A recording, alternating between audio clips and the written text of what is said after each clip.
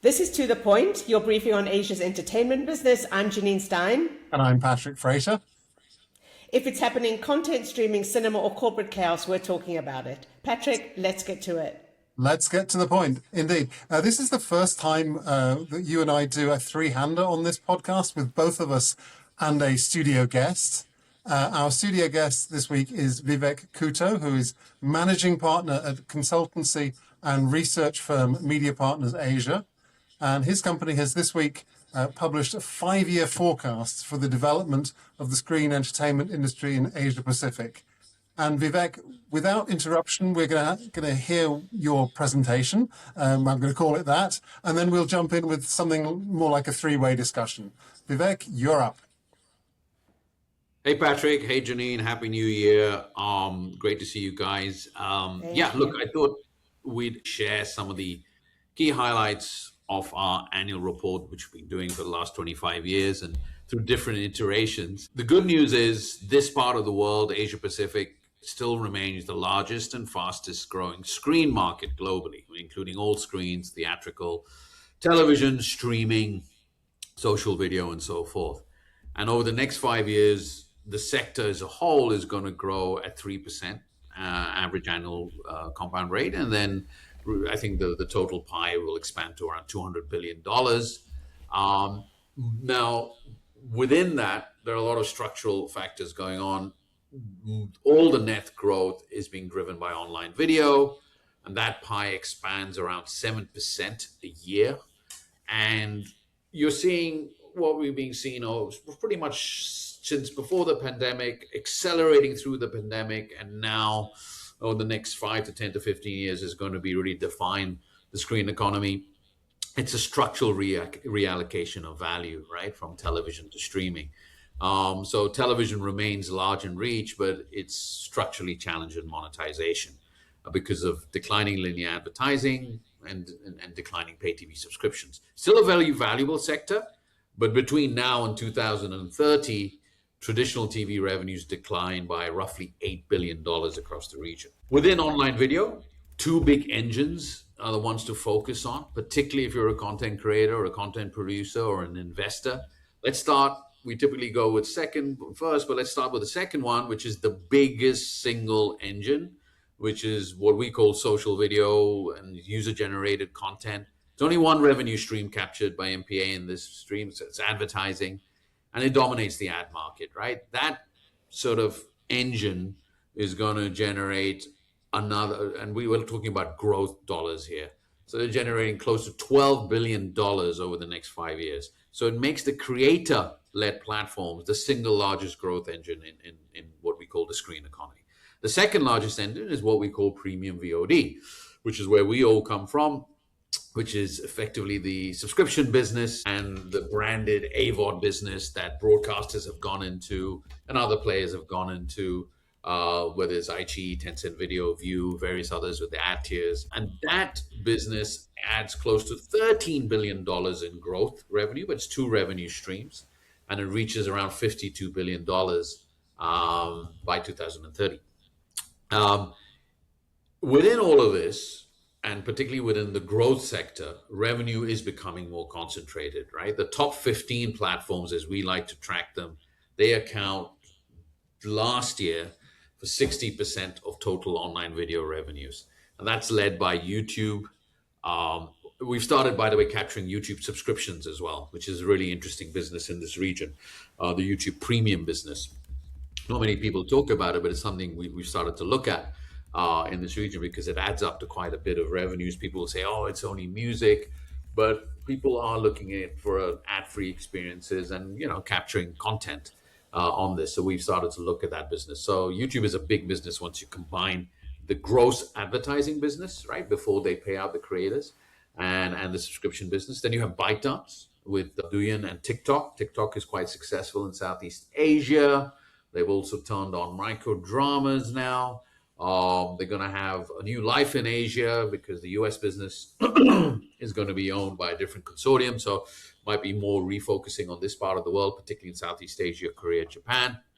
And then you have, the likes of Amazon, Disney, Tencent Video, iQIYI, those kinds of players. But what's really interesting is you're getting some big national, local players that are coming in. Obviously, the biggest one to make its appearance is now Geo Hotstar, which is well above $1 billion as of last year. Unext, which is coming into that number in Japan, and a few more out there in Japan. And then obviously players like TVing, even before they're consolidated with Wave. And we'll talk about that. But fundamentally, it's all about reallocation of value. That's great. But then anyone who's really focused on the future and investing in the future is now, what do you do with that value that you capture from TV, that you add on to TV? How do you go, how do you go into different lanes, whether it's location-based entertainment or commerce, or how do you leverage AI to become even stronger in growth in terms of revenues? I'm not talking about costs necessarily, but in terms of revenues, laser focused on advertising, storytelling, content, premium experiences. We'll talk about microdramas as well. Just very quickly, 6 key things stand out. People talk about long tail, fragmentation. We actually look at the streaming economy and the screen economy. Yes, there is fragmentation when you start putting in games and commerce, but when you look at screens and video, actually we feel attention is consolidating, even as the number of services grows. Monetization for sure is diversifying, but beyond subscriptions, and that's obvious. So the ad market is becoming very, very important, and connected TV is becoming a very important function of that. We'll talk about that later. Platforms are raising prices, and you're going to see that in emerging markets as well. It's happened in Indonesia. You're going to see that more and more in places like India. So there is a super obsession about growing my direct connective base, my direct subscription base. And there's a super obsession for people interested in growing ARPUs and having a very strong subscription business to really support that with premium content, but also premium experiences into how people discover that content and where I can take premium experiences over the next 5 years, whether it's through AI, whether it's through events, whether it's through music, whether it's through sports, whether it's through storytelling. We're very super excited about that. You've seen things like the Sphere in the United States. I know that's not integrated into a streaming experience, but it's super interesting to look at. And I think the platforms who are really serious about this business, when we talk to them, not just Netflix, by the way, but others are looking at that as a very, very serious differentiating point. CTV, connected TV, is becoming the big engine here.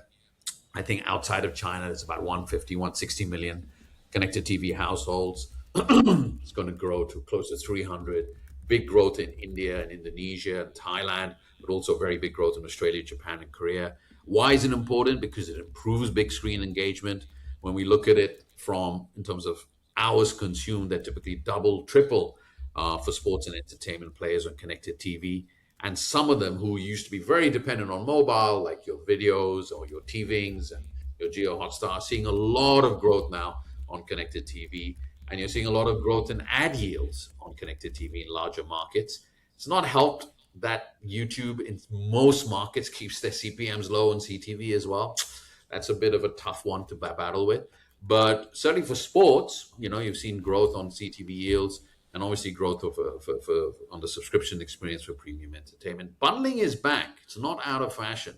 It's really strong by telcos, broadband operators, device platforms. And you're seeing also a lot of intra bundles, right? You've seen this in Southeast Asia, I guess, with Warner Brothers Discovery, with HBO Max and View and Disney with TVing and all of that stuff. And microdramas, huge in China, developing elsewhere. How are platforms going to use it to grow? We're super interested in how people use microdramas to really engage with a cohort that is a cord never cohort. And that means a cord never cohort is, I'm talking about basically he's never subscribed to pay TV, mobile device, sometimes dips into streaming for long form content. And I'm not comparing this to long form content, by the way, but more into the younger cohorts, particularly in markets like India, Indonesia, Japan, Thailand. Those are the big 4 markets that we're seeing premium microdramas doing. We're not seeing that much growth in microdramas in Korea. We're seeing interest in Korean microdramas outside of Korea, but just seeing some of the platforms that have experimented with it, some of whom you well know, it hasn't yet scaled. It hasn't yet worked. China is still the big engine, right? $85 billion in screen revenue. Half of that is streaming. Um, Microdramas are now maturing. They're close to $9 to $10 billion, and as you know, Patrick, they're bigger than the domestic box office. And you've got a bunch of short platforms, the big three: Tencent, WeChat, Kuaishou, Douyin, do really, really well. iQIYI's done quite well and has actually taken that content in Southeast Asia, and it's starting to do really well in markets like Indonesia and Thailand with microdramas integrated into their platform. And then you've got people like Youku and Mango TV. They're all investing in slightly higher quality microdramas as well. So it's going to be super interesting on how that's done. India, the big headline is, yes, India will have more subscriptions than anywhere else in Asia, and perhaps alongside the US, so if not bigger than the US, by 2030, 360 million, right? So that's, yes, that does make them the biggest globally by volume, but subscriptions, not households. Monetization, the subscription business is growing. There's no doubt about it. And you'll see JioStar starting to raise prices, and you'll see Netflix and Amazon growing along with that side as well. And but monetization is still going to be advertising led. YouTube today accounts for more than half of the AVOD pie, which is very big. But it's, the premium video business, which is basically SVOD and premium AVOD, is going to become a very big business in India because of these three players: JioStar, Netflix, and Prime Video.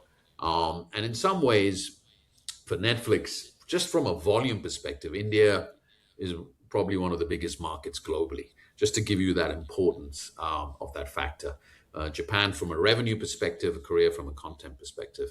And JioStar, obviously, Geo Hotstar is growing. We'll talk a little bit more about them and what's happening to the entertainment business in India as well. They've got a lot of sports, a lot of mass entertainment, a lot of integration.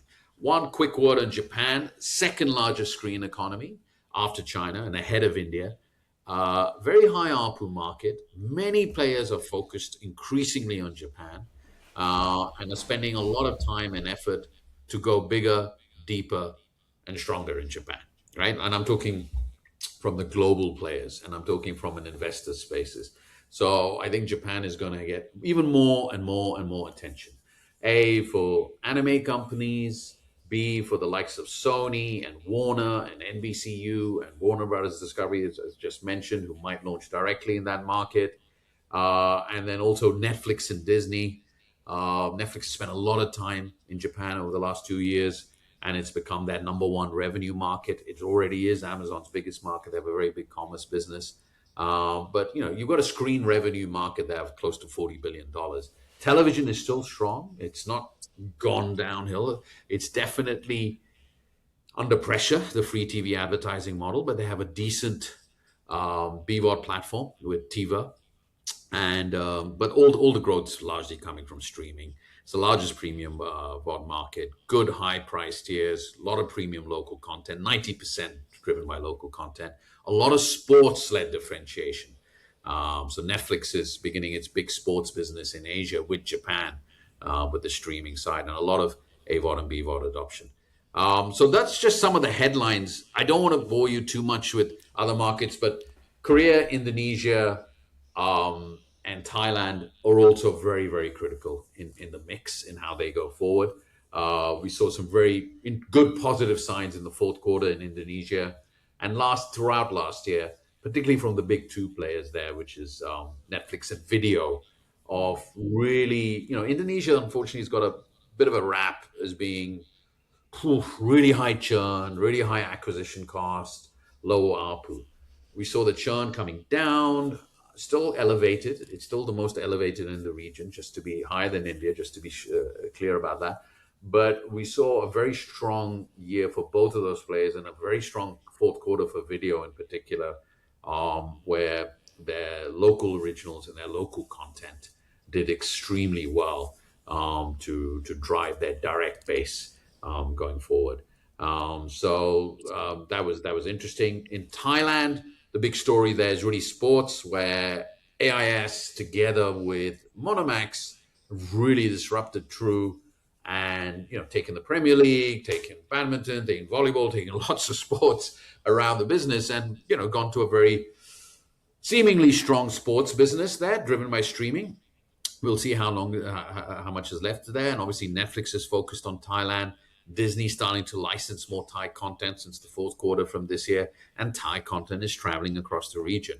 The big things that matter for me over the next 12 to 24 months, how does CTV and premium advertising drive the next phase of value creation? That's really important for me on the big screen, not just on mobile. And I think players that can really drive that scale are going to do very well. We're seeing that obviously within India, Australia, Japan, but also a lot in Korea.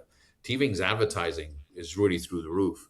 Netflix's advertising is doing pretty well in Korea as well.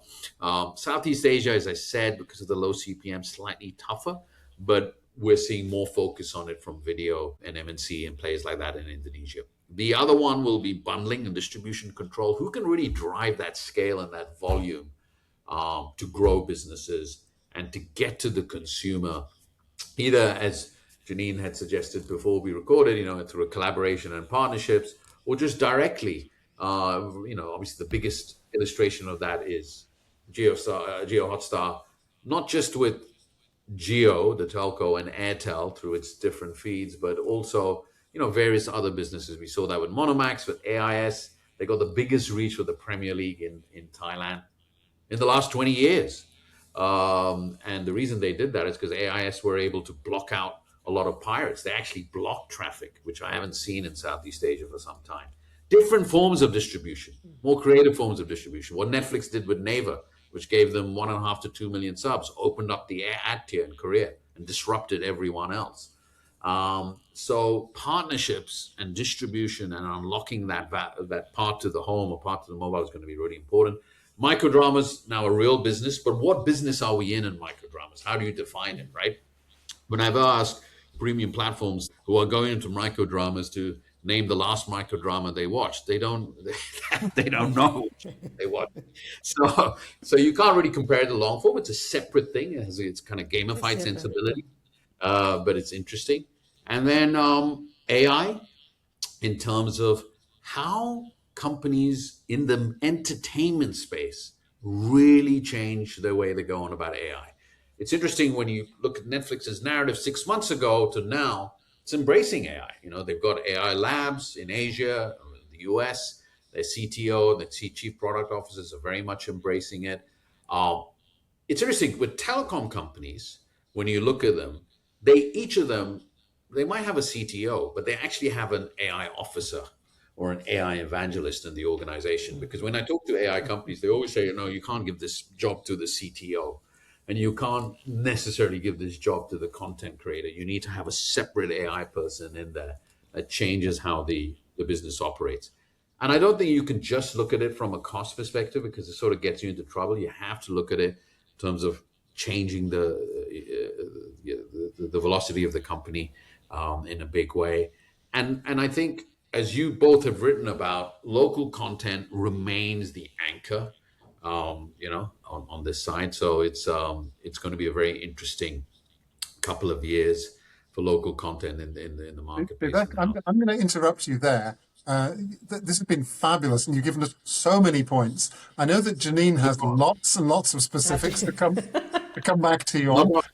I have a kind of a structural question to go first of all, and then I'll hand back over to Janine. What are the biggest risk factors that might derail your 5-year prediction? Do you think they could be war in our region or elsewhere that affects Asia? Do you think, for instance, it might be a slower than expected recovery economically by the biggest economic engine in the region, China? Or do you think it might be a miscalculation, either positive or negative, about the impact of AI? Very interesting questions. So let's start with the first one. It's always going to be macro in Asia, and there's a decoupling happening. There's a big decoupling happening. It's a very good point, between where the economy is and where the advertising market is and where consumer spending is. In pre-pandemic, you could always correlate those three trends, Patrick and Janine. You can't do it anymore. Now, there's a lot of different reasons that are happening. The biggest engine of media growth I haven't even mentioned in this whole conversation, and that's retail media.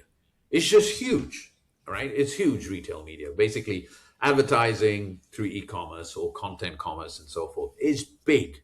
It's big in China, it's big in Indonesia, it's massive in India. So while GeoStar is growing at this level or whatever it is, 20, 30%, you got retail media growing at 60%, gobbling up dollars and gobbling up consumer time and engagement time and shopping time. So that's one, right? And that's not necessarily anything to do with macro, it's just something that's quite disruptive. Secondly, yes, the macro issue affects the ad market in a stronger way, and regulation affects the market in a stronger way. So, for example, the decision to ban, gaming or online betting and gaming through Dream 11 and things like that. It was the biggest component of advertising on IPL. That will definitely going to affect GeoStar and Sony. That's like a massive ad category that you've just taken out of the market, right? So the macro issues are real, and there's a real lingering economic impact effect on all economies that we saw last year. India put in through some GST reforms that should help its economy pick up, but it's not growing the way we expected it to. The same thing in Indonesia. Indonesia had a really tough year economically, and there's a lot of price sensitivity, particularly in Q3. But that doesn't mean it necessarily dents the demand for people to spend on premium entertainment. And there's certain levels I would look at that are encouraging, and there's certain levels that I would say we've got to be a little bit careful. So first of all, the encouraging bit is if you look at the movement of a real middle class addressable market, the clearest sign is in a market like India, where you had connectivity and you have spending power and you have a much bigger market than a lot of people thought, say, prior to the pandemic, and it's grown. The key question, and that market is elastic because it's not just in tier 1 cities or tier 2 cities, it's going right across. But they're also interested in different forms of entertainment. They're not necessarily a traditional Hindi entertainment consuming class from television.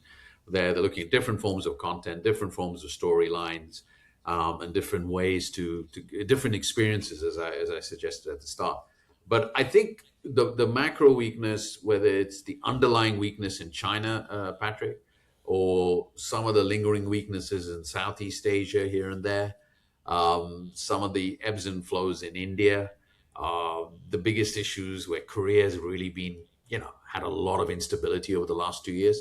Some of that is not just a hangover, it's going to take time. So we're not necessarily in, a massive growth economy stage. We're in a different economy stage where there's a lot of factors. I don't want to really speculate on wars because luckily most of the wars that have happened have been in different parts of the world, but they've sort of, whether it's Russia, Ukraine, or different things, they've impacted us in different ways. So I can't really speculate on that. But I would say the clearest form is on the ad market. And the second form is slightly different. It's not a macro issue. You mentioned AI. I actually think AI will have a much bigger impact than we think. I'm not talking about producing movies in AI and so forth. I'm just saying in terms of delivering value and real experiences and using technology for the customer. So what I'm trying to argue is that the people who already spend on streaming and are highly engaged with streaming will naturally spend more for even better and greater content and even better and greater experiences, right? Whether it's on sports, whether it's on entertainment and so forth. And I think AI and different ways to reach out to the consumer are going to be a key part of that. And I don't see that being affected. The rest of the consumers who aren't in streaming or who are high churn customers or are micro drama customers who are coming in and out, that's something companies have to figure out how to reach and really engage with, whether it's through micro dramas or through different strategies. The ad market, yes, you'll see a lot of ebbs and flows and volatility for the reasons we mentioned on the macro side. Sorry, long answer to your question. Apologies. No worries. I think we should have Janine come in now. So there's two things that I'd like to know. What would you say to content creators, to premium content creators? There's just not a lot of commissions. There's not a lot of money. Everybody's walking around saying revenues are so down, ad revenues are so down. The big commissioners of the past are not there anymore. Netflix, Amazon, Disney have ebbed and flowed, not doing as much as they used to in certain markets. What would you say to content creators about the next few years?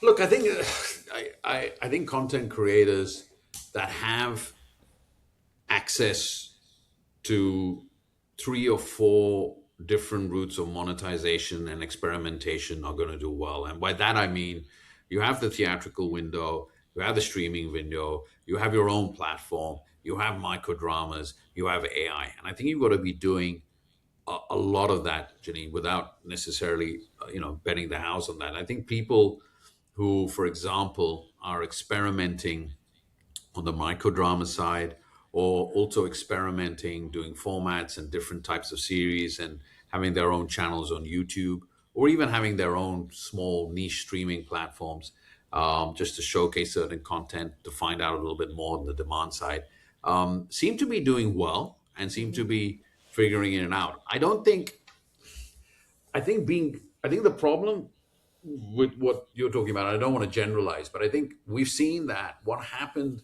in places like India, to some extent Korea, to some extent Southeast Asia, not Japan.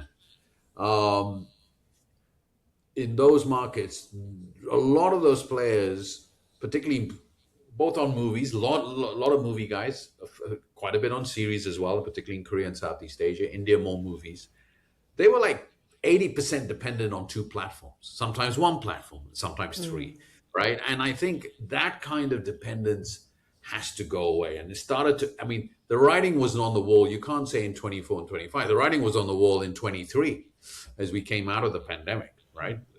Coming out of Q4 22, 23. So I think there has to be finding a direct way to reach out to the consumer yourselves without necessarily having a streaming platform. And what I've seen, not necessarily in India, but some of the smarter players, both in, Japan is a completely different thing. We can talk about that later. But some of the smarter players in Southeast Asia, particularly in Indonesia, to some extent Thailand, have started to really experiment and do different types of deals and partnerships with YouTube, sometimes with TikTok, and also start looking at developing microdrama platforms of their own. And then obviously continue to enter into licensing and big partnerships with the streamers. But players in Indonesia are slightly positioned differently because they still have access to theatrical, and that box office is still growing for the most part at a decent rate. So it's a slightly different journey in other markets like Korea, where you had a much tougher box office. So I'm just speaking at a very high level. That's what I'd be looking at. And of course, the second thing, though no one has really done it, but people are like some of the heads of the production companies that I speak to are quite focused on this. Everyone's doing a lot of work and a lot of research on understanding how AI can dramatically change their business, from basically whether it's on the localization side of the business, on the storytelling side of the business, and obviously for the workflows and the cost side of the business. I think those efficiencies that AI can bring are really, really critical because they're about cutting costs and increasing storytelling capability. So I think that is one of the interesting things to look for, especially in one of my predictions for 2026. I have one more question. You spoke about YouTube subscriptions. How does that change the game for, I guess, for everyone? Because if YouTube subscriptions are increasing, and YouTube in Singapore specifically is more expensive than Netflix, what does that do to people who are earning money from YouTube advertising? And just how does it change things? Yeah, I don't know on the dynamics on people, what it does on from advertising. I think your point taken, they've raised their prices in places like Singapore and Australia, made it quite expensive. I think the bigger question is, what does YouTube do in the premium content business, right? And does it actually play in the content business? Because YouTube essentially is a big data and technology company. It's a product company, right? So I don't think it's necessarily YouTube is going to go down the Netflix path by commissioning lots of local content, but I think there could be an interesting, there's two ways to look at this. Does YouTube start looking at sports rights in key markets? And they probably will. And they probably invest in some of that. That's number one. Number two, does YouTube bring out YouTube TV here? Right? And if so, which part of the world do they bring it out to? Right? Is it Japan or Korea or maybe certain parts of India or Southeast Asia? And then the last point is, does it do deals where they've done isolated deals, pay-per-view type deals with movie producers in India? Because they've got a big captive market. They haven't leaned into microdramas in the way TikTok did just in the new year yet, but they're looking at it. TikTok is starting to lean into it, and Meta as well, which makes a lot of money silently from video that people don't talk about, is also leaning into it. So that's what I have to say for YouTube. I don't know how it impacts the creator stuff on the subscription. They pay creators more than any of the big three, right? They're the number one on that side. I think the thing about YouTube, Janine, is they are focused more and more on profitability and maybe less product experimentation.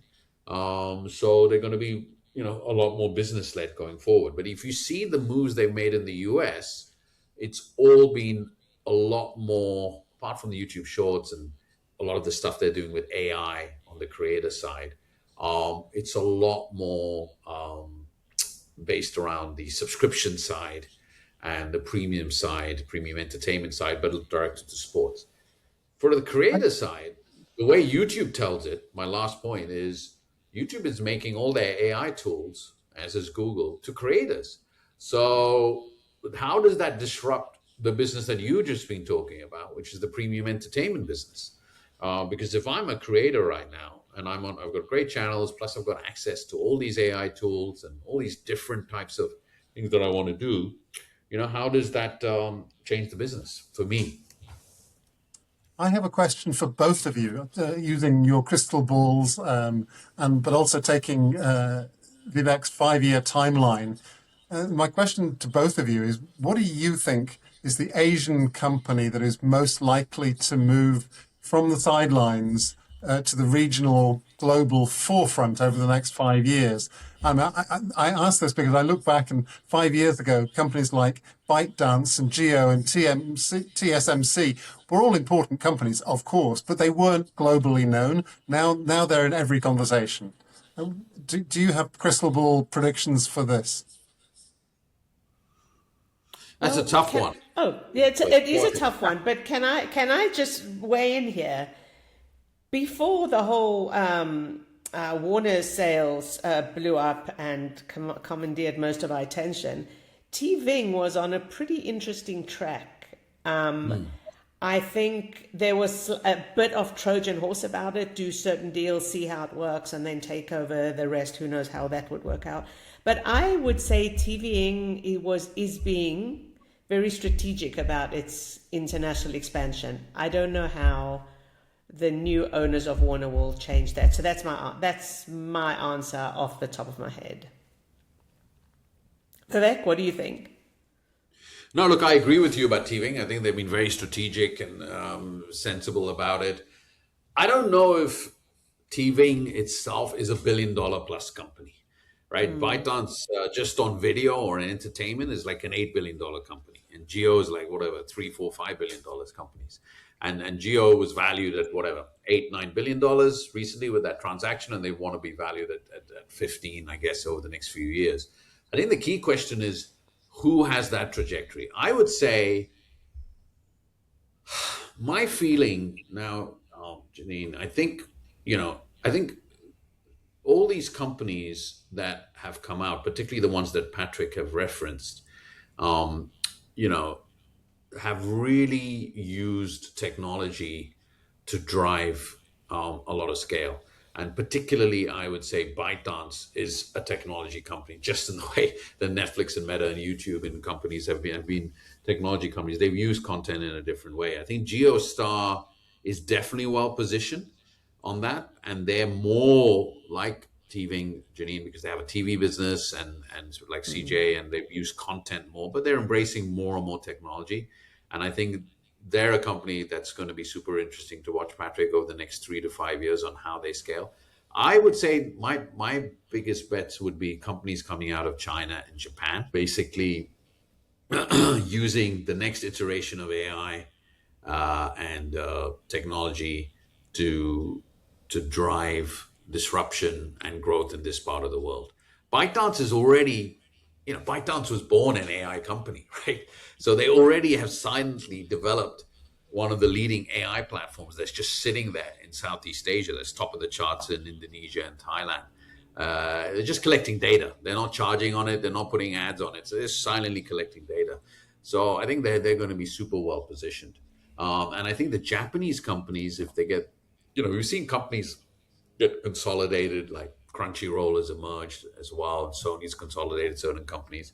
I'm just wondering if a Japanese company comes out of the pack in a different way, using AI, using great content to drive, I think that if it is anything, it will be an anime company that does something different, because the anime brands are really incredibly global. You just go to Paris, London, everywhere. There's lines around the block when they do some kind of special experience, special event. I mean, it's the Labubu effect, right? Yeah. Yeah, my And Patrick, prediction, what do you think? well, my guess is actually quite aligned with both of you. I would have said someone like Toei/Toei Animation, which is scaling up enormously. But even bigger than them is Sony. Sony can hardly be called a new company, or hardly a surprise to anybody. But they've clearly shown that they're an entertainment company in the last few years. They've decided that. And they have decided to use their very deep financial pockets to start buying up strategically businesses which they think will help them to grow. And that makes, if they can get over themselves being such a large and slow-moving Japanese conglomerate, I think they will go places. Remember, they have not been aggressive in the past, but they were almost aggressive as they tried to move into India a couple of years ago. That move did not work, but I wouldn't be surprised if we see Sony making another move back into India. Sony's very present in India, but I think they've been hammered and battered enough in the past for them to be very cautious about what they do next in India. India's just chewed up and spat out so many other foreign companies. So it has a large business in India, but it's changed its model a bit. It's more become like the arms dealer model. But I think it's interesting what you're saying, Patrick, because particularly because of their investments in AI and different types of technology in Japan, and also the anime stuff. And if they bring it all together, it's interesting. I think the definition of what it is to be global, though, is going to change a lot, right? It's already changed a lot. Oh, that's Right? interesting. The people who got there in the last decade, your Netflixes and YouTubes, are fortunate because the world was not as regulated and didn't have as many boundaries. Now it's tougher, right? When Amazon and Disney launched, they already said Vietnam was off the charts because Vietnam was regulating it. Netflix luckily had launched in Vietnam, still there, didn't get too affected. More importantly, we now know that you can't have a global service at all costs. You have to have a profitable service, and you have to allocate capital. And you've seen what's happened with iQIYI and WeTV, different trends. So people, and even with ByteDance, right, hiring and firing a lot of people in the region. So what that means is important. And I think that's why Janine's point on anime and Japan and technology and AI is interesting. My point about Geostar is interesting because they've captured the Indian diaspora. They've got sports. They've got music, right? Where does that sit in places like the Middle East or the US or the UK? But again, focus on profit rather than market share or, spending too much money on getting users who can't pay. So I think that's for me is interesting. But I think the other thing that's really changed is that people who don't have content or who aren't positioned to be part of the local culture, they're going to face a really tough 5 years. They're going to be hanging on like Sumner Redstone was hanging on that ledge when there was a fire, and the window was coming in and How do you crushing even it. remember that? So I mean, he survived that obviously, Yeah. but the point is, that for me, you could hang on, between 2005 and 15 when you had multi-channel pay TV, but now it's going to be very tough, very tough. You can say, I'm going to launch a fast channel, I'm going to launch this, but if you're not part of that, your share is just declining every year, because your content is either not relevant for the consumer conversation, or doesn't have a niche community of interest, and I think that's going to be a much tougher, and that's not just for smaller players, that's also for major studios as well. Vivek, thank you so much for all of this. I mean, you're very welcome to join in the next bit, but I'm going to speed things up very quickly and ask Janine for a couple of headlines of the week, things that have caught your eye in the media. Well, it's been the New Year week, so that's incredibly slow. The thing that caught my eye was obviously Vivek's predictions and the release of the report. But I'm looking for I couldn't help it, right?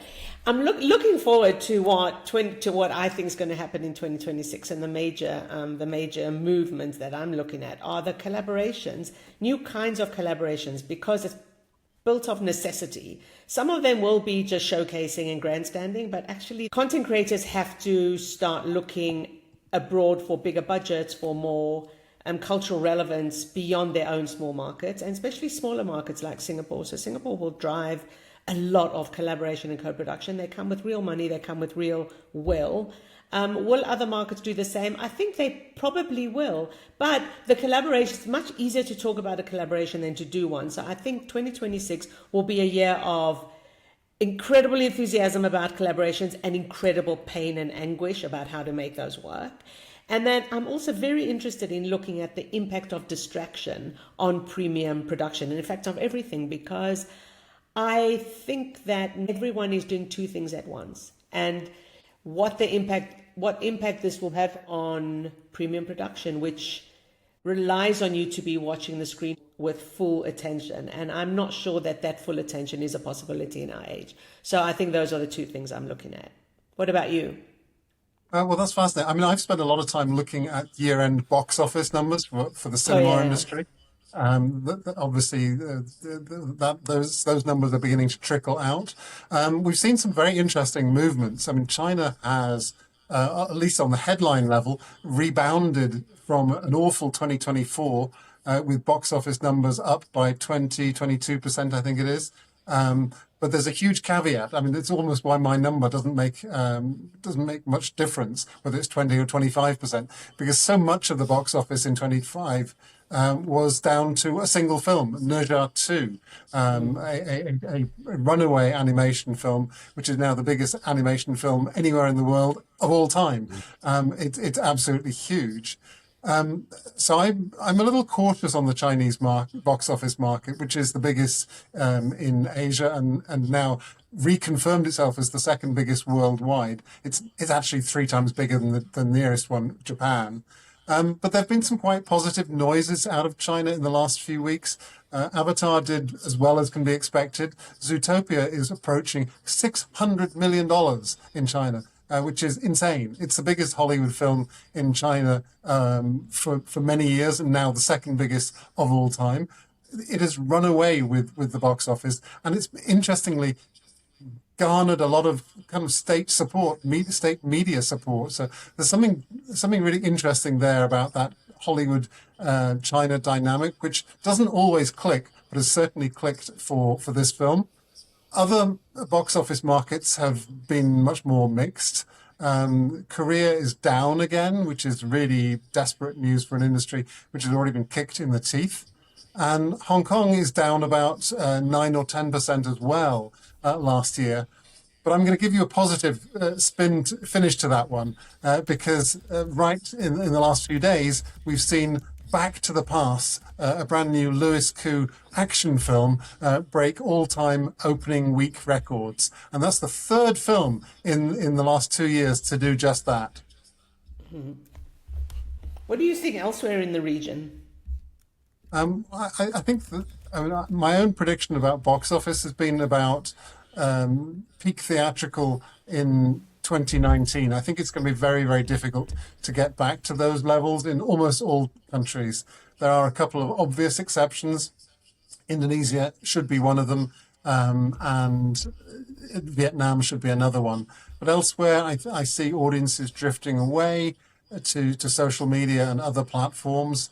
And I think the theatrical industry is going to become more and more focused on key holiday dates and playing to the biggest screens, those ones that can charge extra for IMAX or Dolby Sound or 4DX, whatever.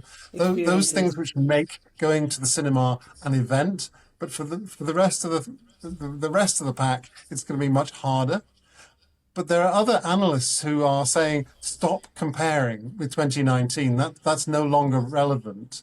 Look at the good stuff. And there is good stuff to be seen in that almost every territory has had significant local hit in the last couple of years, which is broken records. We've seen that in Japan in 2025. We saw that in Indonesia with a breakout animation film called Jumbo, which did 11 million spectators. We saw that the year before in Thailand with How to Make Millions Before Grandma Dies. Now, I think all of those are fantastic stories. The story I would like to see and haven't yet seen more of is when those films cross borders within Asia. When Asian audiences start watching more other Asian movies, then we'll have a very strong industry. That's an incredibly interesting point. How much do Asians watch other people's movies and, in fact, content? I have a whole study on that, which maybe we can discuss in another podcast. But it's incredibly interesting to see which markets, and this isn't based on Netflix, which markets actually watch other people's content, and it has a knock-on impact on the collaborations. Because if you don't watch other countries' content, how likely are you to know what they have? So it's an interesting dynamic for creators, because how far do you go and where do you draw the line? Your regular audience is not watching that country's content, so that's that could be an interesting one. The old joke was that the common denominator across Asian film audiences was either Japanese anime or B, Jackie Chan. And on that note, I'm going to say thank you to Vivek for joining us and for giving us that fabulous presentation. We're going to have lots of fun analysing it over the next week, I believe, and possibly separating some bits out into clips that we can share on social media as well. But Janine, Vivek, thank you both very much. Vivek, thank you again. And Patrick, thank you. And Happy New Year once again. See you next week. Happy New Year. This has been To The Point with Janine Stein and Patrick Frater.